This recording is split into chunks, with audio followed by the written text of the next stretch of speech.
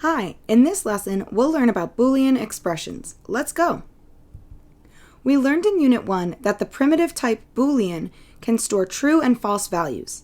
In this lesson, we will learn in more detail how we can use this Boolean type to create programs of increasing complexity.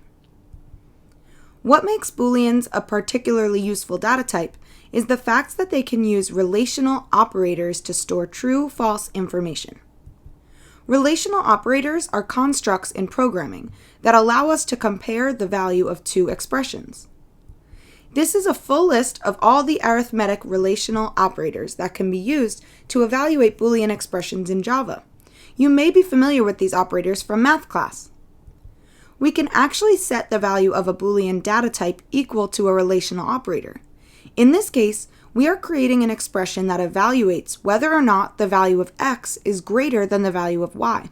If x is greater than y, then the value of the Boolean expression greater than will evaluate to true. If we change the relational operator to evaluate if x is less than y, the value of greater than would evaluate to be false, as the value of y is less than the value of x. We use these relational operators to compare the primitive types int, double, boolean, and char. Let's try to evaluate a couple of Boolean expressions of our own. Come up with the correct answer to both of these problems.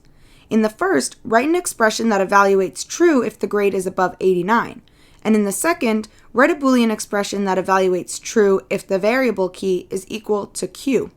Pause this video while you try to solve these problems. Here are the correct answers. Did you get them right? In the first example, we set has an A equal to grade is greater than 89, because any value over 89 should be considered an A. We could have alternatively written grade is greater than or equal to 90 for this expression to work correctly. For the second, we want to evaluate true only if key is equal to the character uppercase Q. We set isCorrectKey to the Boolean expression key double equals uppercase Q to do so. If we were to evaluate both of these programs, the value of has an A and isCorrectKey would both be false, as the value of grade is lower than 90 and key does not equal Q. As you can see, equals and double equals are used in different contexts.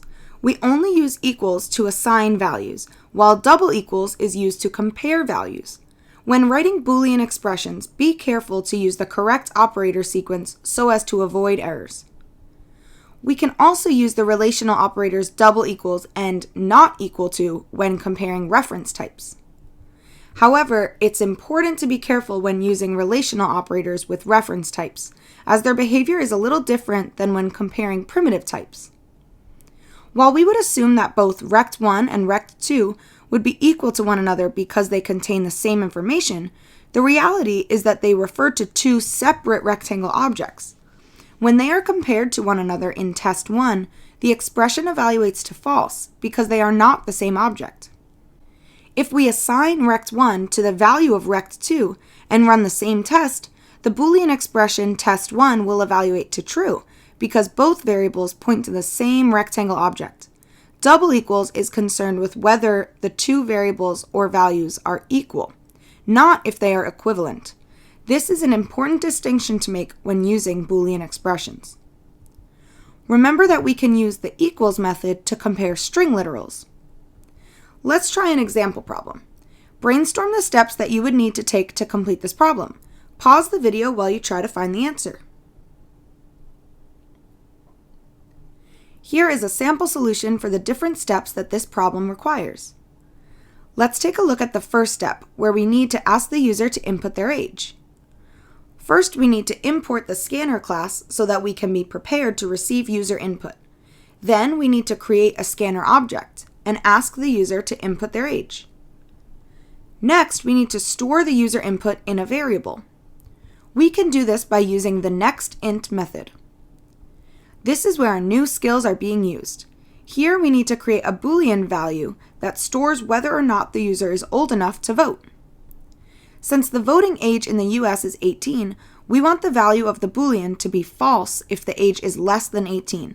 Therefore, if the age is greater than or equal to 18, then the Boolean should be true.